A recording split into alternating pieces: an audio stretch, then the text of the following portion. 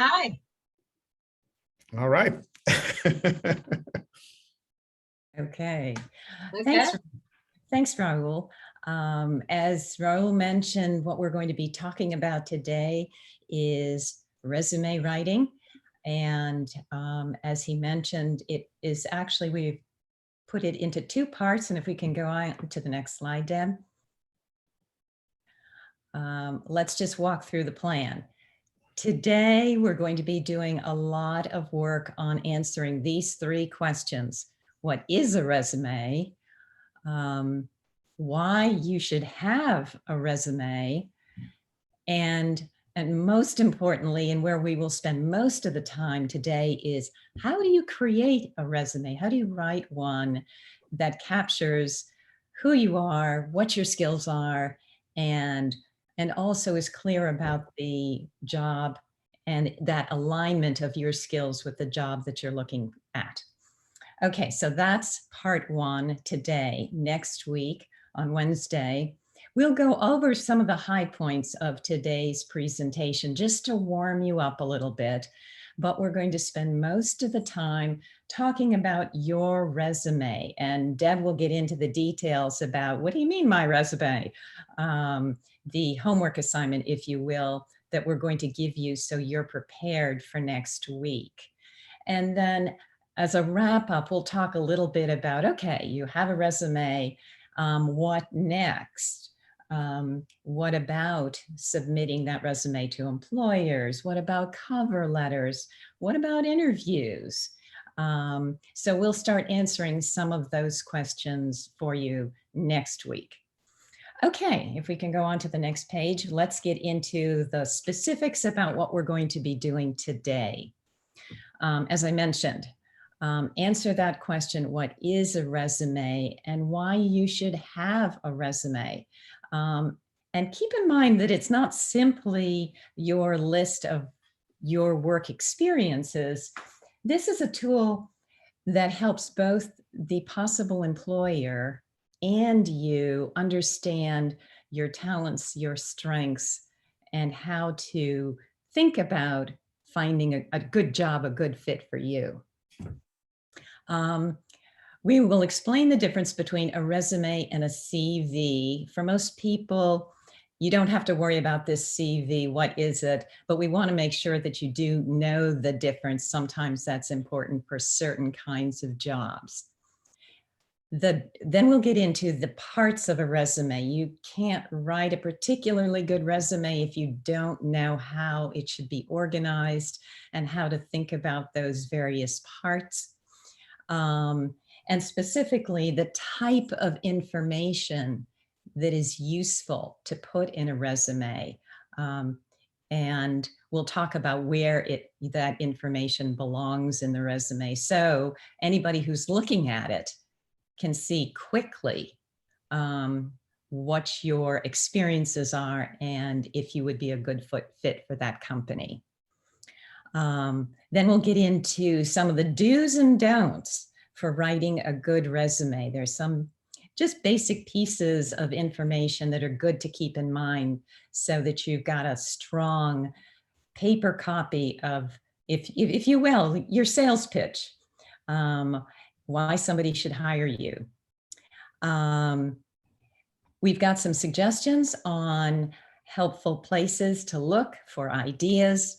And then we're going to take a couple of examples, and you can look at two different resumes, and we'll talk a little bit about what makes them good to give you a little bit stronger sense of what a resume, once it's done, looks like.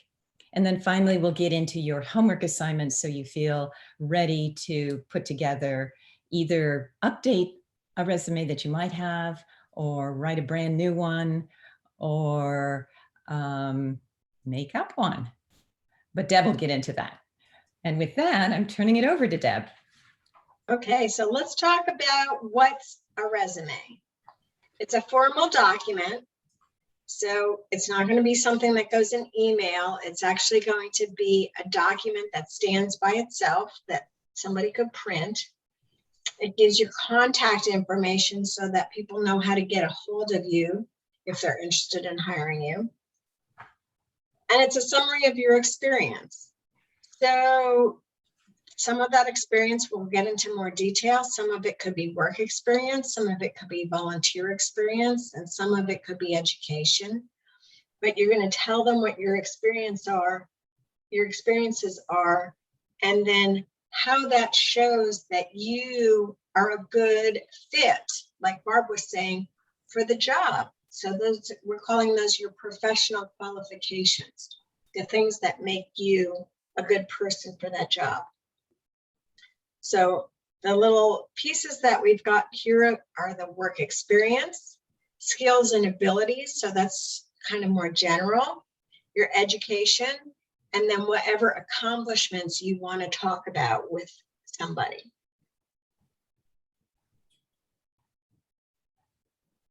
So then why should you have one? Why are we even having this discussion? Well, a lot of times a resume is something that you are required to have, but always it's going to help an employer decide to hire you. And that's the goal, right? Is that you want a job.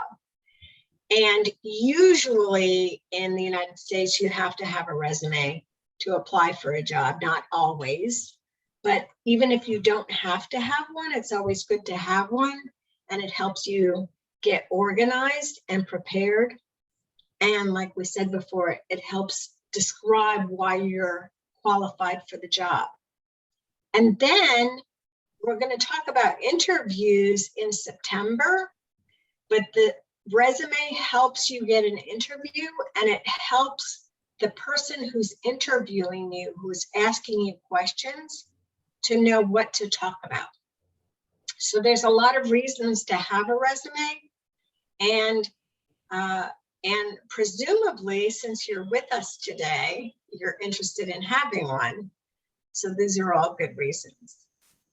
Okay, so then the next thing we're going to talk about, Barbara mentioned a CV. A CV is a curriculum vitae, and it's usually for different things that we would have a resume or a CV. So usually for jobs in business or industry, we would have a resume.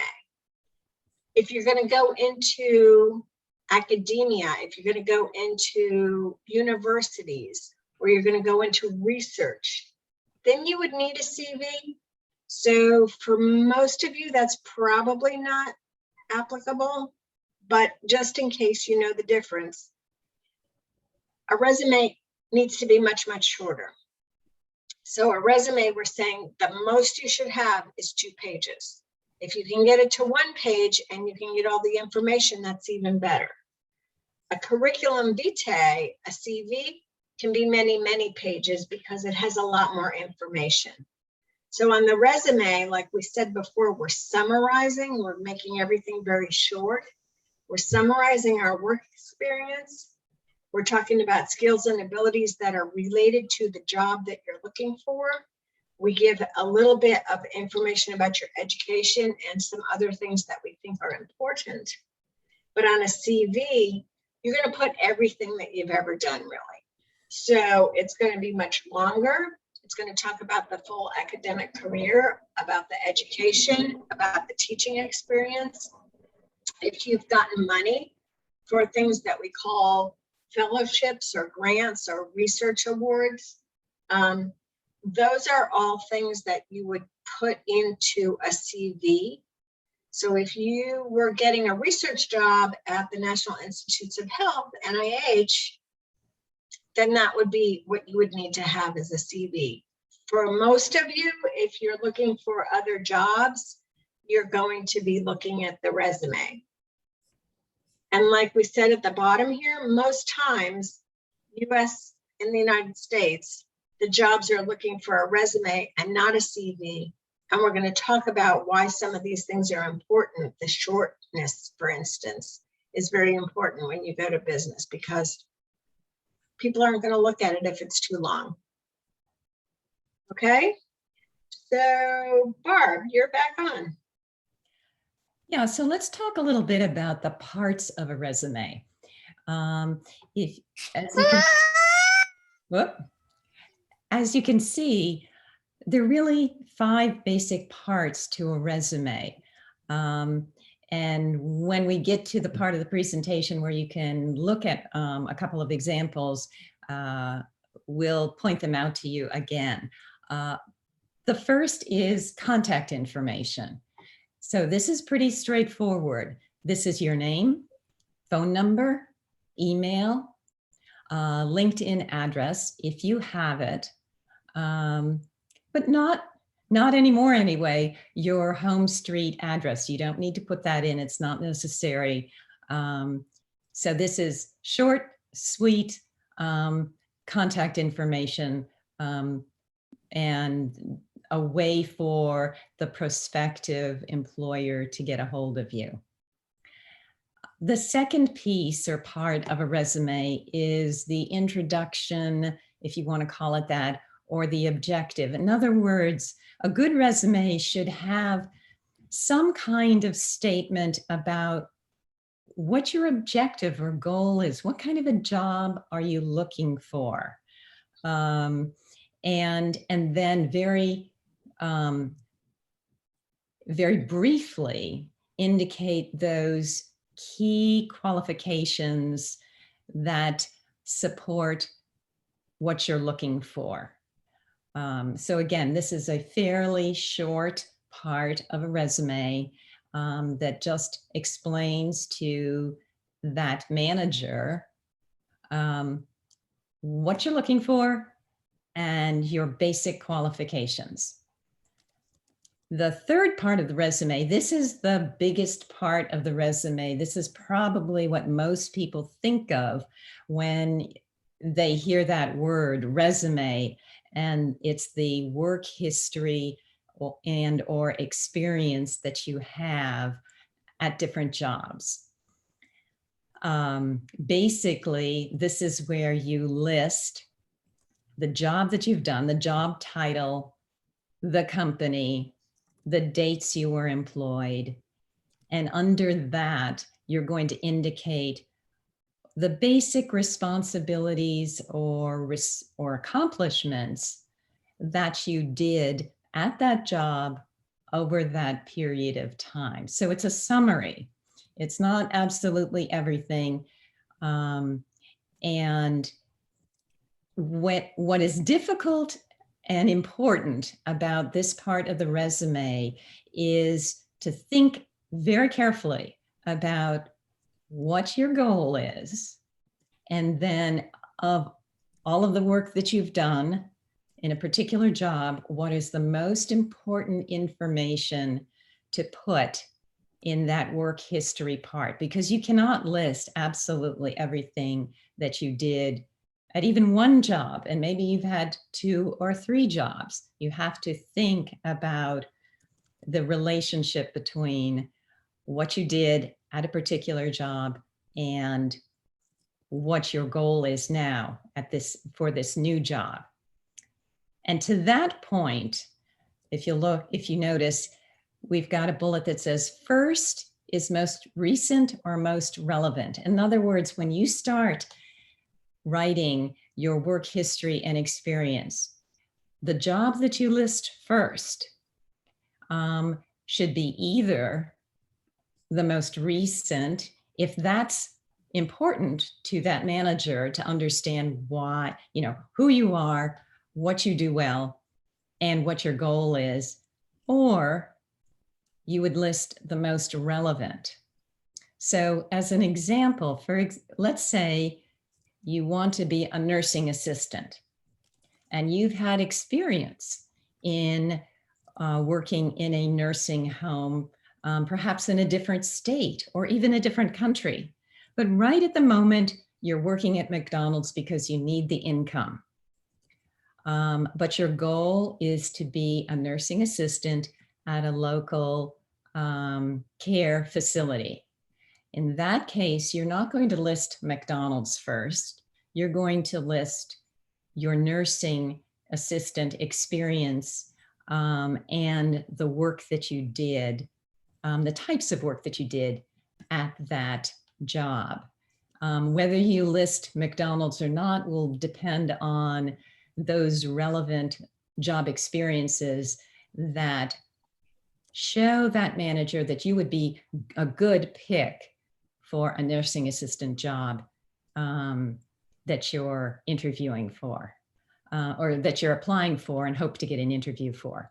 So this is where it becomes important to think not only about your work experience, but how it aligns with that objective or goal that you have.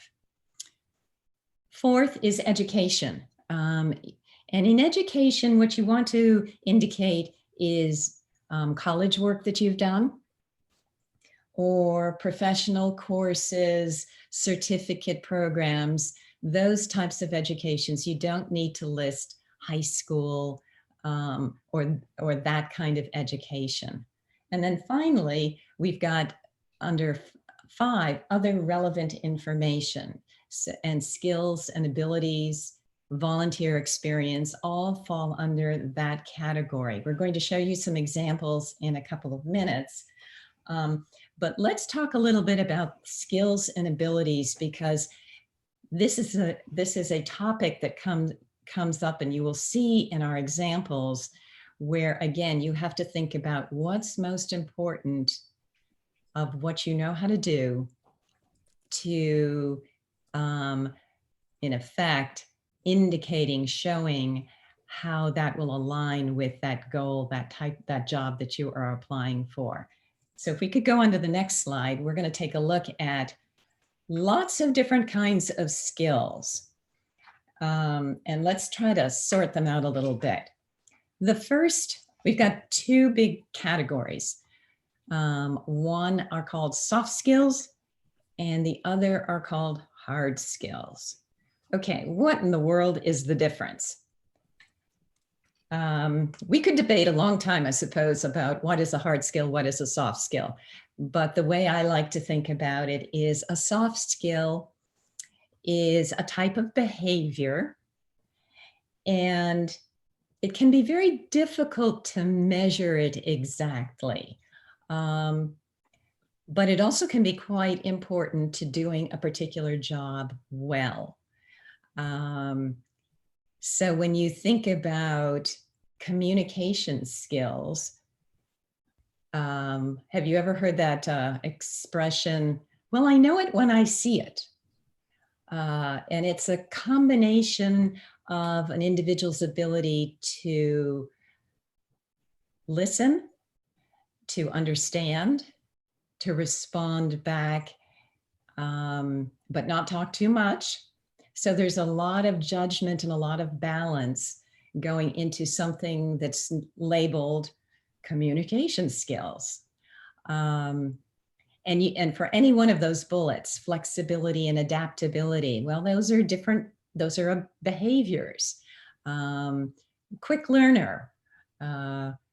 Some people seem to learn things very quickly, but if they don't remember them, how quick or how good a learner are you? So you can imagine that for any of these, what is quick for one person may not be quick for another. You have to think about, what am I trying to tell the reader of this resume if I use any of these terms? But they can be handy when you're thinking about that job you're applying for. Critical thinking, coaching people. There's another relationship type of skill which means there's some communication going on, there's judgment going on. There's also some kind of knowledge that's being shared. So we're giving you some examples. Your task will be to think about how to use these if they're appropriate. Hard skills are a little bit easier to understand because usually there's some kind of measurement or specificity, something specific about them. Increased sales. If you have sold 3 computers compared to 1 computer, that's measurable. Reduce costs. If you saved money, that's measurable. Manage customer services, managing that a hotline where you keep track of the number of calls that you get, the response to the calls that you get, and so forth. Many of those have numerical guidelines that can be measured and you can cite. Skills developed on a job, for example, operating heavy equipment or knowing certain medical procedures. Those are more definable, if you will, skill sets. And that's what we mean when we say hard skills. Administrative skills, very important one these days under computer is, think about all of those programs that come with managing, using even fairly simple computers, all of those software programs. Well, that's why they're in digital literacy classes. There you go. So those are all important hard skills to keep in mind. The point is simply, as part of your thinking through your resume, walk through this list of both soft skills and hard skills. Think about the work that you've done. Do you see any of those skills in the work that you've done? Because that may very well enhance your resume. And with that, let's move on to the next page. Okay, so now that you know some of the pieces that are going into the resume, how do we make it a good one? Because there's a lot of bad resumes out there too, and they're not going to get a lot of attention. You want to make sure it's easy to read. You want to make it sure that it's very short and very organized. So Barb just told you about how to organize it in the 5 parts, and we're going to show you that again. But the other reason to keep it short and to use good words is because a lot of times when you first put a resume online, it's not getting looked at by a person yet. It's getting looked at by a program. And so you want to make sure that the program can find the right words and that it doesn't get lost in too much of sentences or paragraphs. You want to keep it very short and very organized. Another thing that we say a lot is proofread your resume. There should be no spelling or grammar mistakes.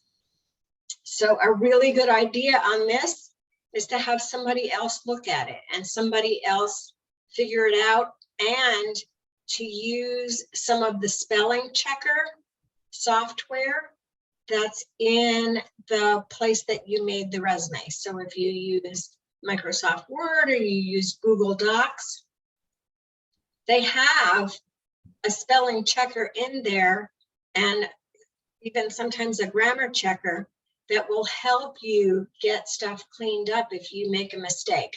But it's very, very bad to have a lot of those kinds of errors in your resume, because does anybody think they would know why it would be bad?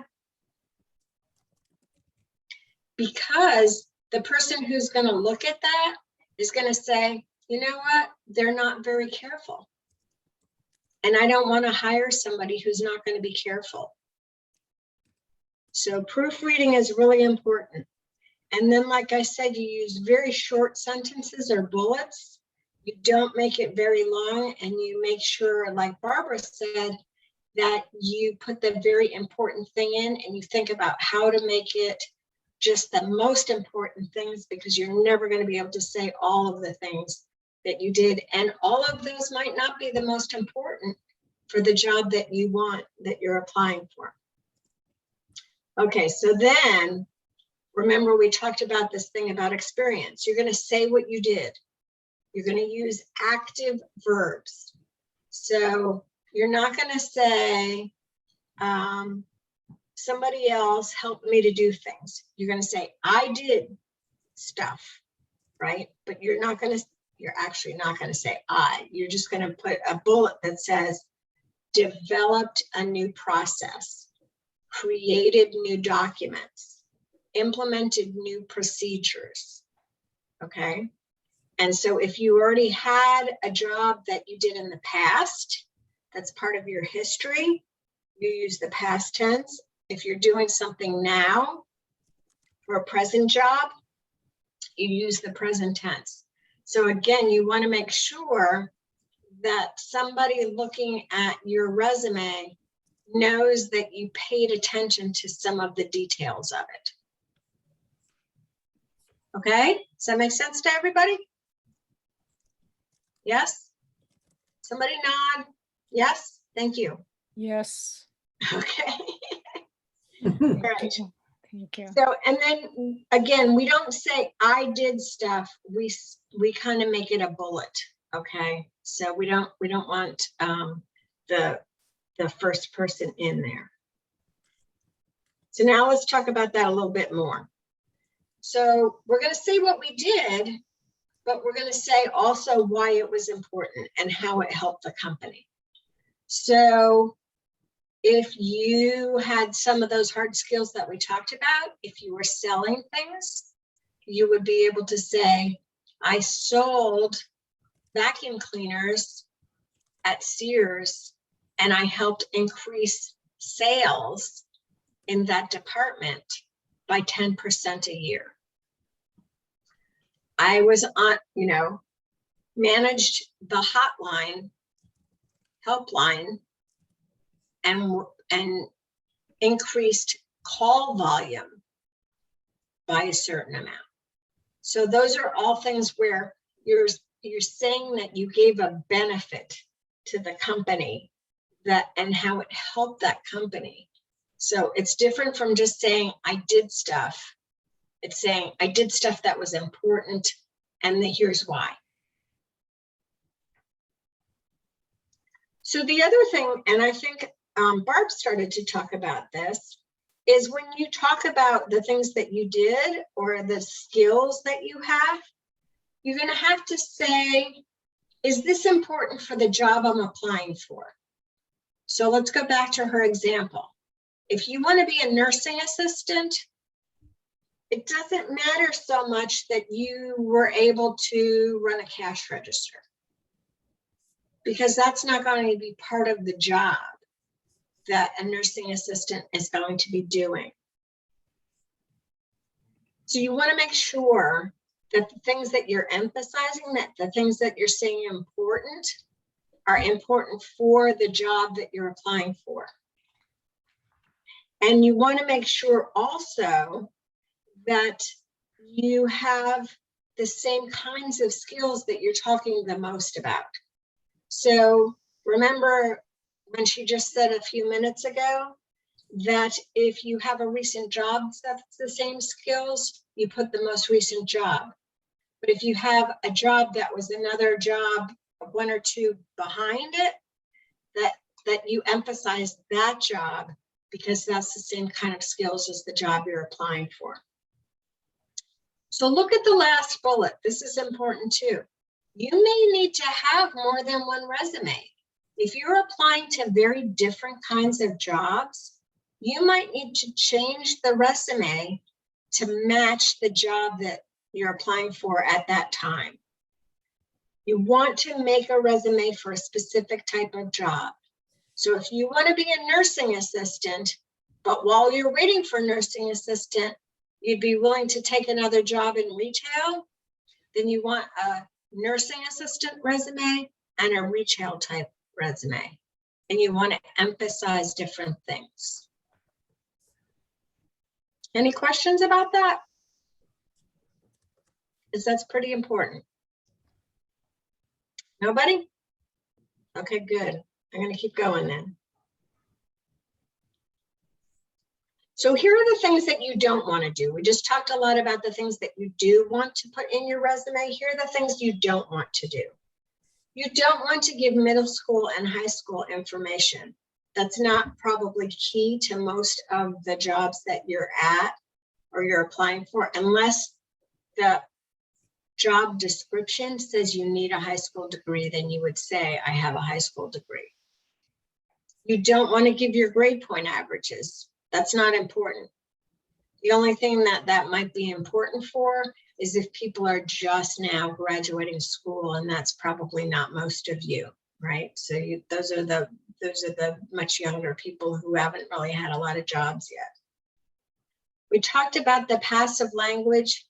We want to make sure that it's active, right? You want to make sure that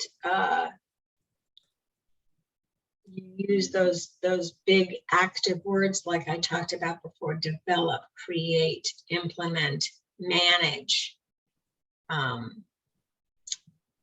Those are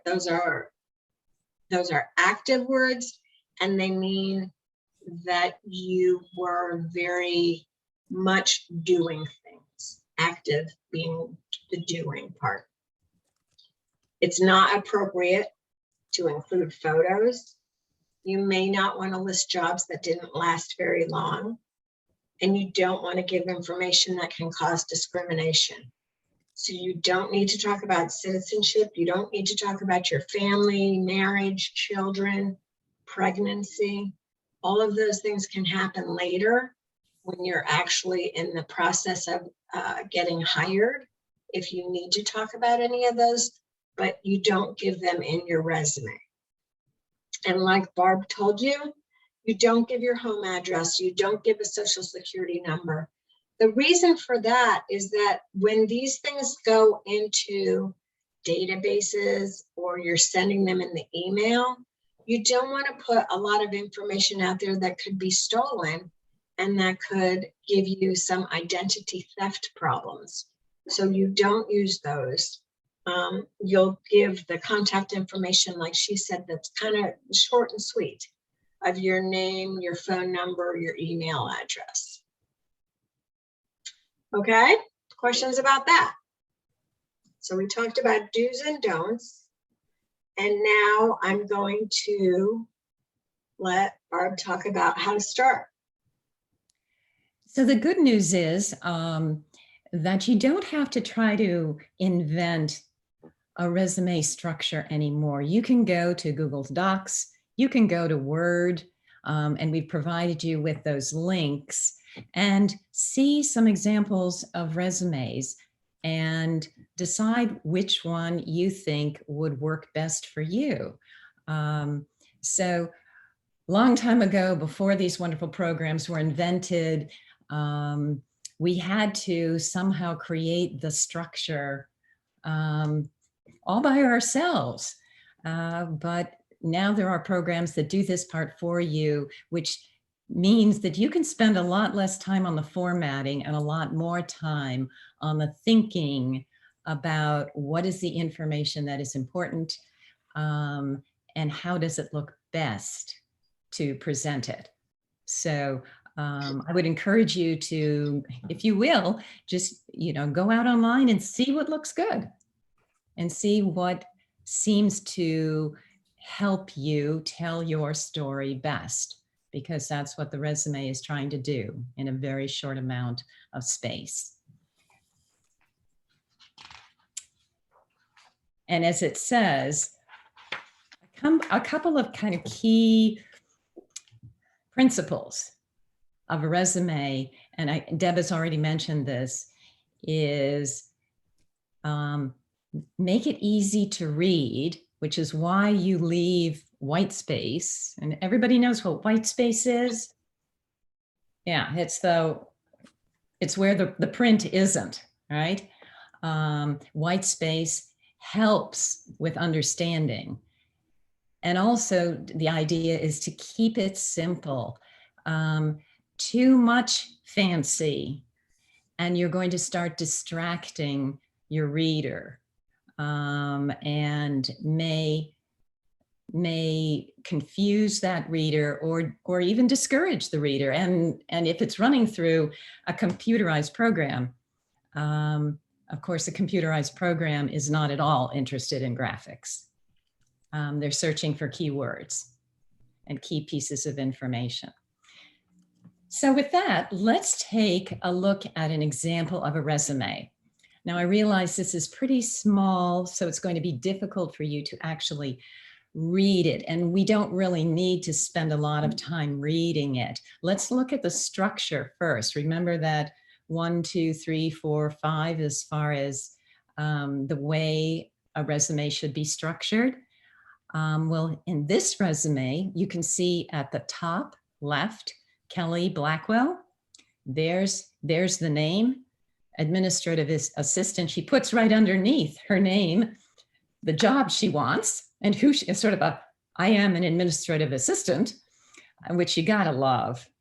And then right underneath that, her email, her phone number, and then she puts her address. Oops, not necessary, but there's the contact information right up there, left hand. So any reader reading from left to right, boom, you've got the contact information. Nicely placed right next to it in bold, it says resume objective, which is that what does she want? And here she's got more than a few words. One might even say a little wordy, but that's okay, because she's in effect saying, I have many years of experience with organizing presentations, preparing facility reports, and maintaining the utmost confidentiality. I would like to be an administrative assistant in your organization. So this is maybe a little fancier than you need to be, but it's a lovely example for a position. An administrative assistant is going to be sort of that important person who helps a senior manager get work done behind the scenes. So can be handling very confidential information at times, interfacing with different types of people. So I can appreciate why she might have spent a little bit more time on this objective and demonstrating her ability to write a little bit more because of the job that she's applying for. Okay, then right underneath, under experience, administrative assistant, secretary, and then you can see the bullet points for each one of these jobs. These are listed. Most recent is first, and then the next one and the next one, because all of these jobs are supporting the job that she wants and tells the story about what she has done and how effective it has been. Okay. And then what she did for that education skills section is back underneath her name and contact information, she puts skills. And if you look at some of them, problem solving, adaptability, collaboration, time management, what kind of skills are those? Soft skills or hard skills?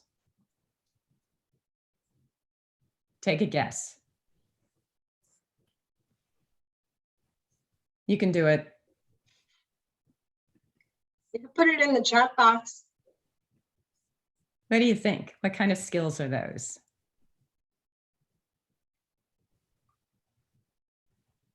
No guesses? Could you make it a little bigger? I can't read it. The skills are problem solving, adaptability, collaboration, critical thinking, time management, handling pressure. What kind of skills are those? Are those soft skills or hard skills? I think it is hard skills. Ah, you think it's hard skills. They're hard to do, but I see Fatima says soft skills. They are soft skills. And why do you think she might put these soft skills? Because she thinks that these are important skills for an administrative assistant to have. If you wanted to run a big tractor in a farm, you probably would not indicate, adaptability, strong, and so forth, critical thinking. You might say, I can drive, this kind of equipment, this kind of equipment, this kind of equipment. I know how to repair this, and this. Those are hard skills. But she's going to be working with people whom her boss doesn't have time for. So that's why she's indicating these soft skills. And Barb, just a reminder, Uh-huh. they're soft skills because you can't really measure them. Right. A hard skill would be something that you could measure. So if she's going to say, I can type, 100 words a minute, that's a hard skill because it's measured.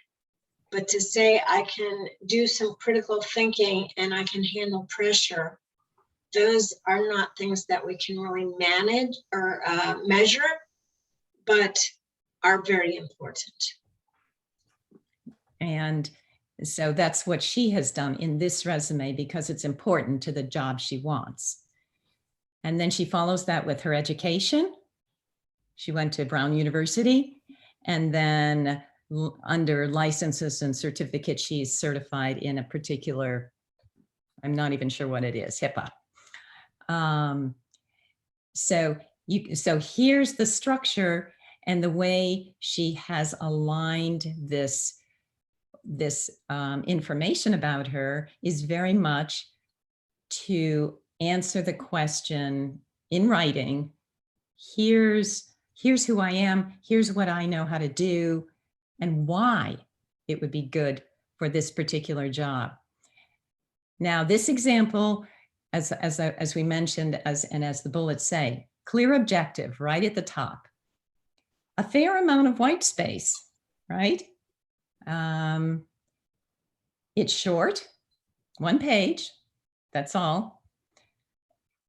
Active verbs. Let's take a look at the active verbs. Again, I know it's a little hard for you to see, but look under, if you see the bold, experience, administrative assistant, and then there's 1, 2, 3, 4, 5 bullets. And what she does is she just goes one after another, scheduled and coordinated. That's active verb. Trained, active verb. Developed, that's another active verb. Maintain, manage. And if you go down, it's even more. Typed, open, purchased, greeted. Those are all active verbs. It's a great way to present bulleted information. You start with the verb, and then you say what the verb in effect did. And that's why you don't need I. So very, very clear and powerful way to communicate. She also describes the benefits to the company.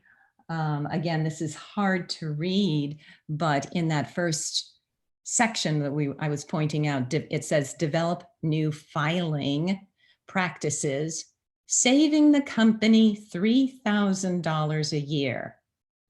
There she's talking about the benefit to the company. So that's an example of how she said, 1, she developed the new filing system, but the benefit was saving $3,000. Nice job, Kelly. And just one more thing that I spotted, which I thought was so interesting, is, remember we talked about those soft skills on the side, the problem solving, the adaptability, and so forth. The next bullet, it says maintain utmost discretion when dealing with sensitive topics. Now, if that isn't a soft skill, I don't know what is. She's not even talking about what the sensitive topic is. She's just saying she's a very careful woman about sharing information with anybody. Clearly not something that can be easily managed, but that's an interesting way of putting an example of a soft skill right in the job work that she did. So you can put them together if you can find a good example. Does anybody have any other observations? Because now we're going to look at one more that looks a little bit different. Any questions about this one? All righty, then let's go to the next one. I have a question. Sure. The page design. Yes. Is it look like this? Is it a good design for the page to do resume? I think this is an excellent design for this particular job. because she's doing two things. Because the job is an administrative assistant, I'm making an assumption, but I think it's true that she will be responsible. Remember this, she's got to have good judgment. She's got to have good communication skills. That means she's probably got to be a good writer as well as a good speaker to talk with her bosses, clients, and so forth, as well as to help him communicate in written form. So this is going to have a little bit more writing because she's demonstrating that to the hiring manager. I'm not sure that this would be quite as good if you, and we've got a nice example of a different type of job and it looks different. And I think again, it's in it. Why I'm asking is the appearance of the page is to do like this. Is it? I do. Or not? Because it's clear. Okay. I can see the name, I can see the objective, I can see the experience. Down the side, I can see skills, education. Mm-hmm. It's not hard to read. So she's meeting that objective, is make it easy for the person to understand, who you are. But it's got more writing, which makes it a little bit more work. You have to actually read it. Okay. But I think there was a good reason for that. Okay, the description is really, it is very good. It is two column. The page look like a two column. Yeah. For I'm asking about that. The column is two has columns to be like this. Well, you know what? I think the reason it works is because the column, the first column is short and shaded. Okay. Different color. If it hadn't been shaded, I think it would have been a problem. Mm-hmm. Don't you? If it were just white, two columns and one was white and the other was the same color, I think it would be harder to read. I think it was a very clever way to make this format work. Okay, thank you. That's a good question. That's a very good question about the visual. And when you're looking at the Google Docs and Word examples, I think, your questions should be considered as like, how does that look? And how does it look to you? That's important too. It's good when I'm writing, when I'm thinking when I start writing, do I do like this? She put first her name, address, something, name and something, then skill, then education, then licensed and certificate, then resume objectives. She doing the first column and the second column is experience is like this. I'm asking, is it possible? Is it easy to do this column like this? Well, let's put it this way. I would want a template. Thank you. I wouldn't do it by myself. I would go with a template. Thank you so much. Yeah, because I think this would be difficult to do just to invent. Yeah. So remember that there are a lot of templates that are out there that are set up in different ways. And so when you go out and you look at them on Google Docs or Word, you can pick something that makes sense to you and that you think fits what you're going to write. Okay, thank you. Choosing a template, that's about the template. Yeah. Yes, you're gonna choose a template that makes sense for you. Yeah. Thank you so much. I understand now. Thank you. Great question. Okay, here's our second example. And you're looking at this example. I have a question. Yeah. Excuse me. When we prepare a resume, does it change from time to time, or it is enough to prepare once? No, it changes as you have more job experience. It changes. Yeah. Yeah. When changes, job change or education change? Yeah, all of those are all important reasons for changing your resume. Yep. As you have different jobs, as you learn different things, have more education, develop more skills. Those are all reasons to what we call update your resume. So that's a very important principle to keep in mind, that if you have a resume that's 5 years old, you're going to want to ask yourself, what have I learned in the last 5 years? What have I done in the last 5 years that is important to change, so that I reflect the doing, the learning of the last 5 years. Yeah, very important. Good question. Shall we go on to the next example? Take a look at Nicolette Miller's resume, and what do you notice? Just, you look at it and you've just looked at one other. Now look at this one, and what is different? What do you notice right away?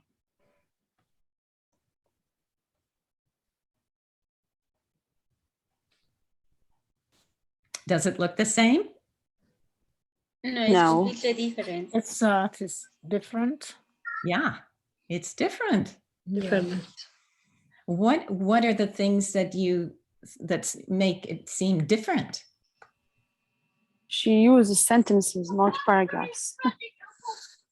Well, she's structured this very differently, hasn't she? As far as how she's showing her experience. And it's very short, huh? Short. Yeah. Those I bullets. think this one is more simple that the before that one. Yes, it's much simpler. Yeah, much simpler. Yeah. How about white space? There is no space. There's a lot of white space, isn't there? but it's different. Yes, but it looks very, very different than the previous one. Yes. Yeah. So any other observations that just strike you?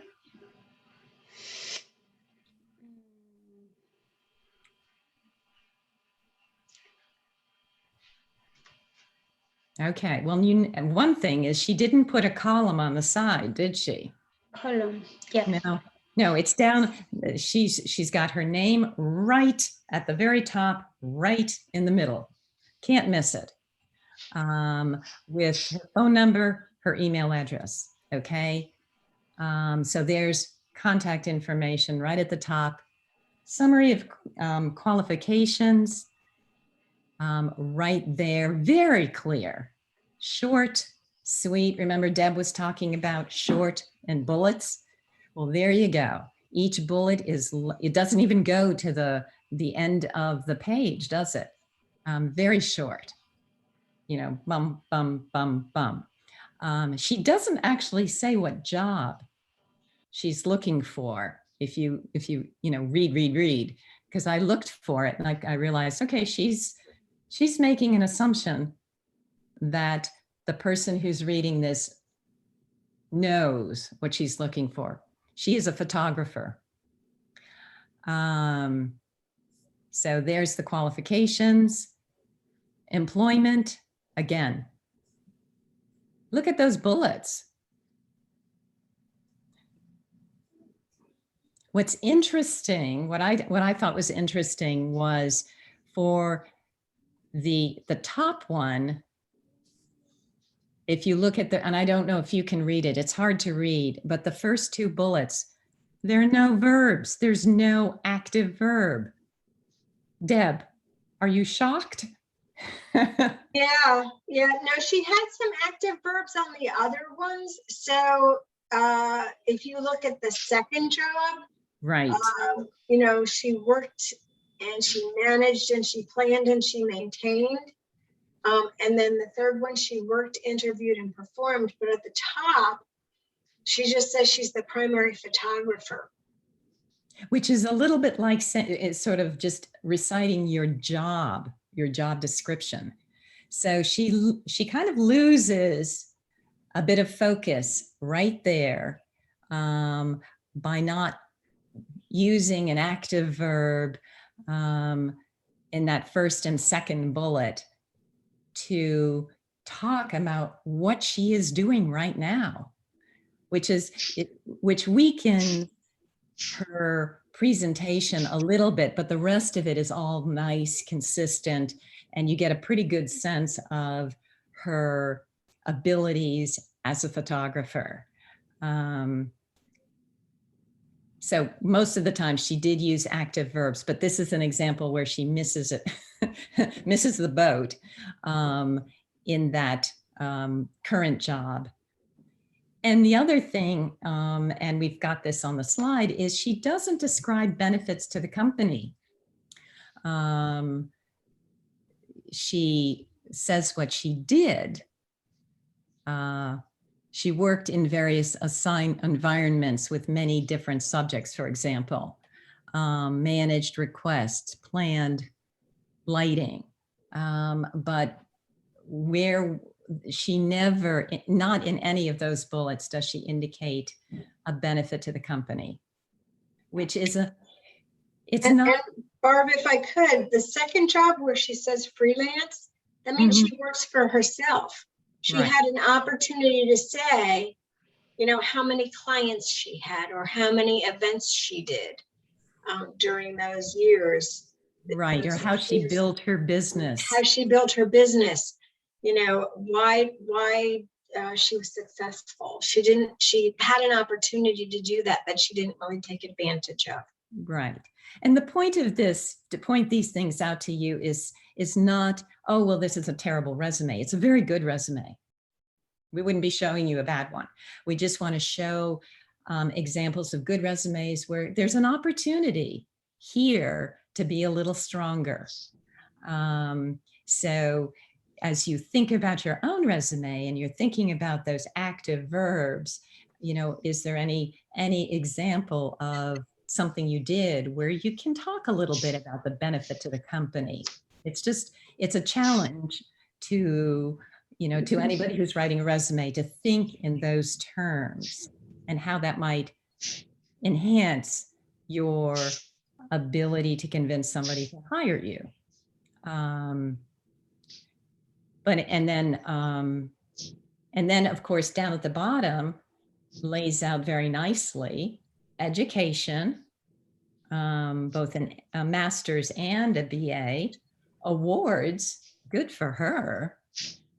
And then technical skills, look at her technical skills. I don't even know what most of this stuff is, but clearly this is an example of a resume where those hard skills, and this is an example of the hard skills that are technical and mostly related to photography. So this is how she does it, is, you know, just listing a nice list that's easy to see if the reader is interested. But very, very different look. And the more I looked at this resume, the more I thought, because I noticed she had a BA in fine art and visual culture. In other words, she studied art and basically design. And so her resume has a sort of a visual, look to it that is very different and very easy to read to that first of our bullets.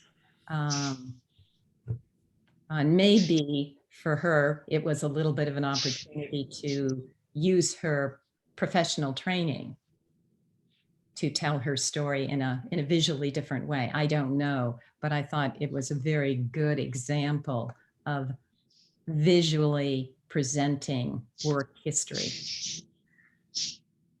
So does that create any questions or comments from any of you? Any more thoughts as you're looking at this example?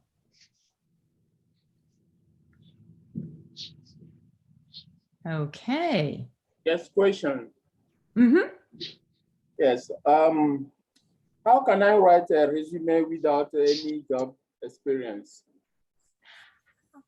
How can you do a resume without any job experience? Yes.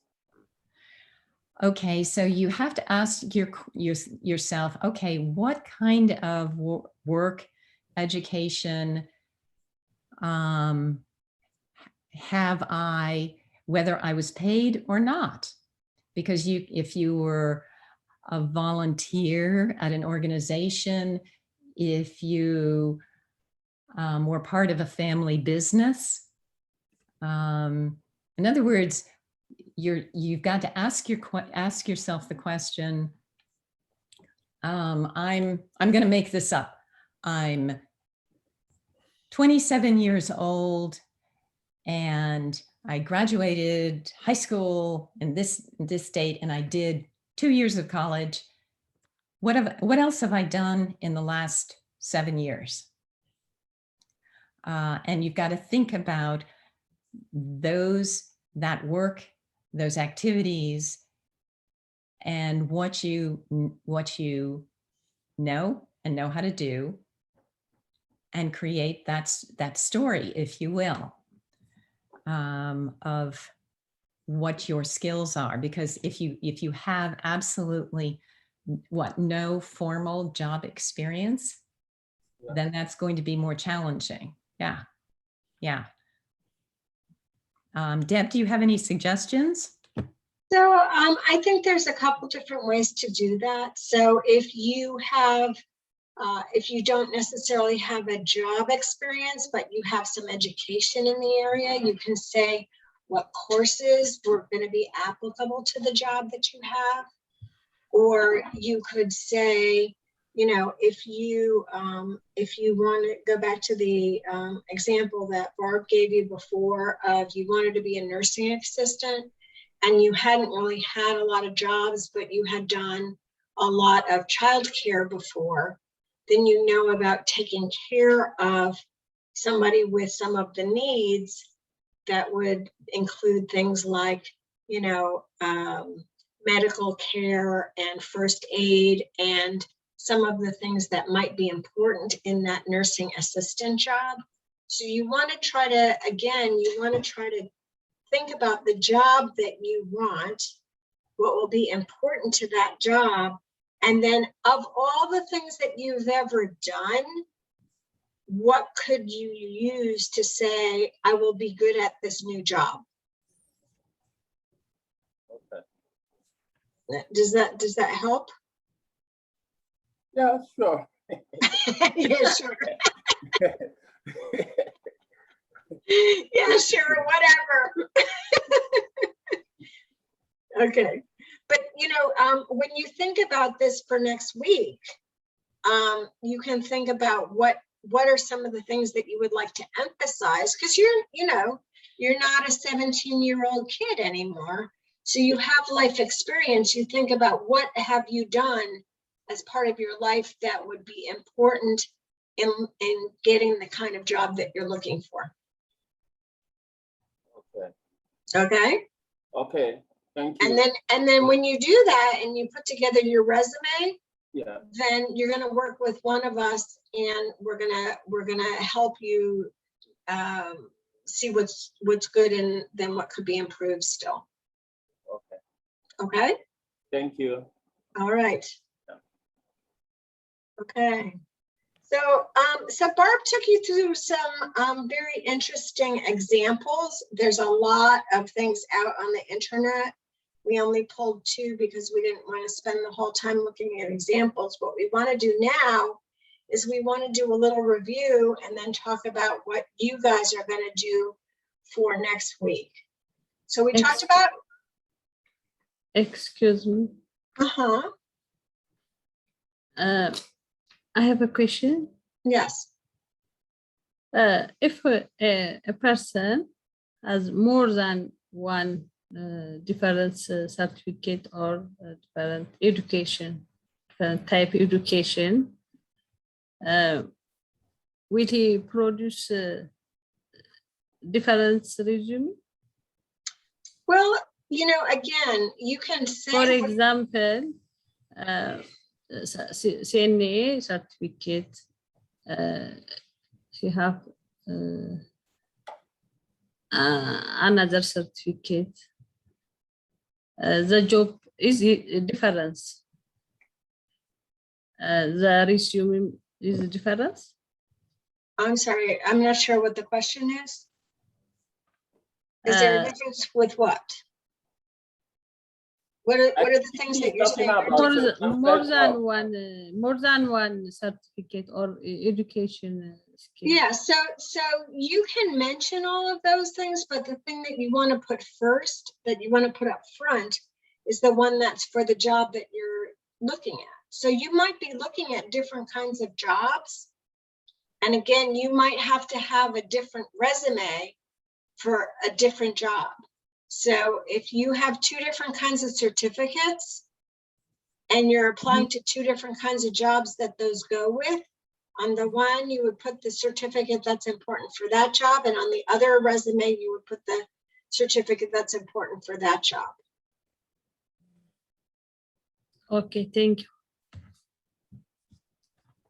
Okay, so let's just do a little quick review. What's a resume? What have we been talking about for the last 40 minutes? Anybody? Anybody want to help me? No? Okay, it's a formal document. It's got very defined parts, the 5 parts that Barb talked to you about. And there are very important examples of what should be in there and then what shouldn't. And we're going to review that again next week before we do anything else. But why you should have a resume? Why are you guys even in this webinar? Why are you here in this class? Why should you have a resume? We need to have a resume because we need to show them what are our experiences and what are our education. Perfect. Very good. And you're telling the people who are trying to hire why you are the right candidate, why they should hire you. So you're trying to convince them that they don't want to hire anybody else. They don't want Anne, they don't want Raul, they want you. In that case, I think they know how was my job interview. They know. Well, usually you have a resume that goes to them before the job interview. So we're going to talk about the job interviews next month in September, but usually you don't get an interview without sending the resume first. Okay. Okay. So in order, first you get the resume and you apply to the job, and then you get an interview. Okay. Okay. All right. So we talked a little bit, not a lot, but a little bit about how a resume is different from a CV. Yes, we did. Yes. So remember, a resume is for a business or a job. A CV is for if you're going to be in a university, in a college, or in a research area. But generally the resume has to be much, much shorter and a lot less details of the information that's going to be on a CV. A CV is kind of like everything you've ever done. Yeah. Okay, what are the parts of a resume? There were 5 parts that that Barb talked to you about. What's the first thing that has to go up there? Your name, email, address. Yes. Contact information. Yeah, how to reach you. So your name, your email address, and your phone number. Those are really important. And then what else? what else happens on a Work resume? history and experience. Okay, good. Work history and experience. What Job else? title, company, date, employee. Right. What else? Education. Your achievements. What's that? Your achievements. Your achievements. Good. Yes. Objective or goal. An objective is very important. An objective or a goal, right? So what is it that you want them to give you a job in? And why will that be a good match, right? And how about education? Education. Education, Yes. right? And other skills that you think are important. And Other Barb talked to you about soft skills and hard skills, right? Mhm. All right, good, good. And what do you think is important in putting your resume together? What are the things that you want to concentrate on? What's really, really important when you're putting a resume together?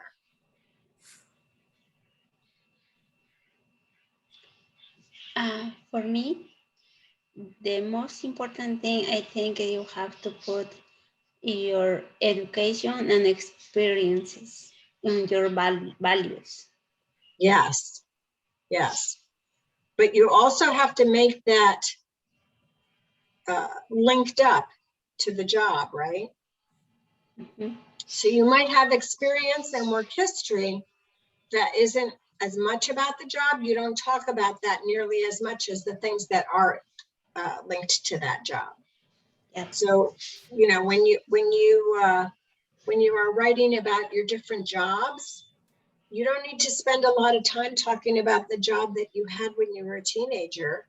You need to talk about the jobs that you had more recently when you were an adult and how that relates to the job that you're looking for. So another really important thing is to keep it short, right? And make it easy to read. If you think about the examples we showed you, they were pretty easy to read. There are a lot of examples that are out there that are very, very crowded, and it's just all words on the page, and it's hard to see what's important, and it's hard to read. Yep. So That's one sure. thing, yeah. So those are the things that are going to help you make a good resume. All right, and then do you have to start from scratch? Do you have to figure out what your resume needs to look like all by yourself? Anne says no. Yes. Yeah, so there are templates out there. And we gave you links to those in Word and in Google Docs. And since you guys are in digital literacy class, I would highly recommend that you go use some of your digital literacy now and pull up some of those templates and find one that you like that seems to match what you like and the information that you're going to put in there. Mhm. Okay? Because there's a lot of options. There's a lot of options, and I'm just, I'm going to show you one more time. I need that. I mean, even just look at this. These are all things that I just pulled from looking at the sites, right? That there's all kinds of choices that you could make for any of those. And actually, if you go to Google Docs or you go to YouTube's, you can actually get somebody explaining to you again how to do some of these things. Okay. Okay. All right. So then we gave you examples of do's and don'ts. Anybody want to give me one of the ones that they remember? What's a thing that you should do and a thing that you shouldn't do? No one? We don't give our street address and social security number. Perfect. Very good.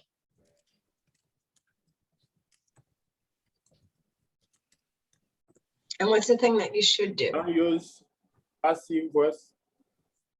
We don't. Good. We Don't use passive words, but then what kind of words do you use?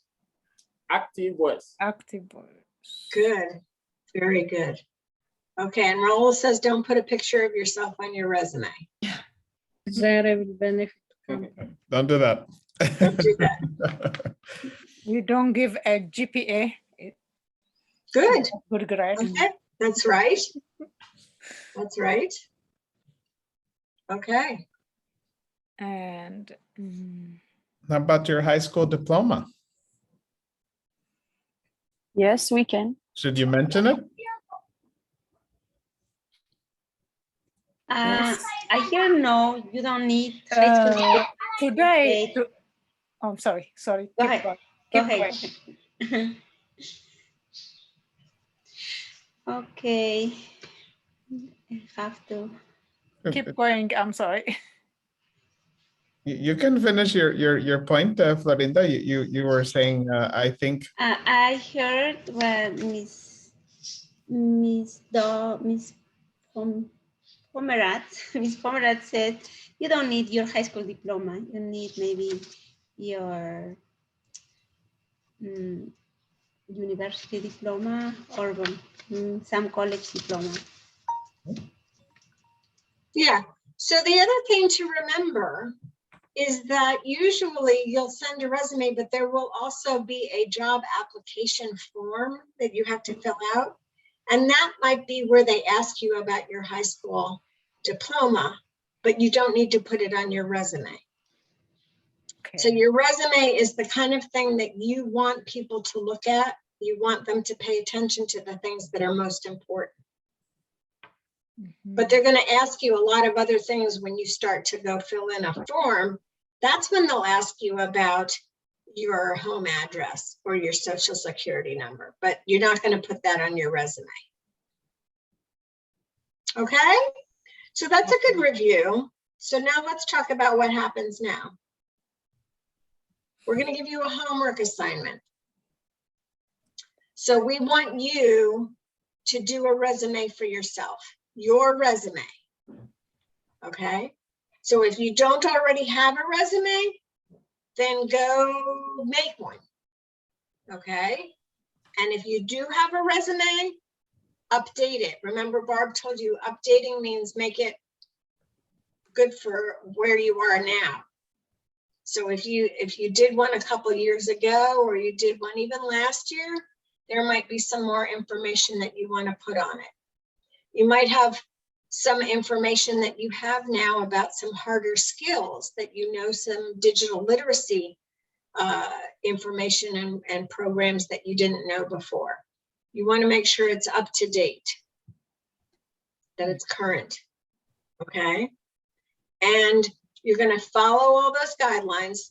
Raul's going to send you this presentation, so you will have it in your mail.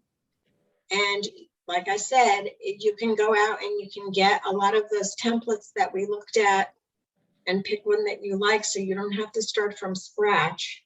You're going to keep it short.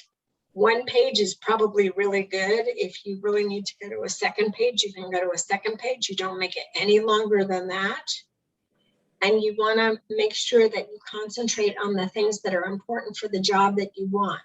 The job that you want, remember, is going to be up in the objective. So here's the thing. You have to send one in to come next week. So you can't just sit here and look at other people's stuff. You have to do your own homework, and you have to send it to Raul by Tuesday. So on Wednesday, we've already had a chance to look at it. And then what happens is that we're gonna start in the big group, but then we're gonna split up. Okay, and so you're gonna get a lot of individual attention next week if you send in a resume to Raul. So that's your assignment, is you go put together the best resume that you can, and then we will look at it and we will tell you what's really great. And then we'll talk about some of the things that we could do even better. Because remember, when we looked at the examples, We said a lot of it was really good on those 2 examples, but there are still things that could be improved. So we will help you improve it. We will tell you what's really great. And then the advantage that you'll have is when we get to interviewing next month in September, you'll already have your resume put together. So that's pretty cool. Okay. All right. So that's all we got. Okay, I have a question. Yes. When are we going to start our English classes? I don't know, Raul, you have to answer that.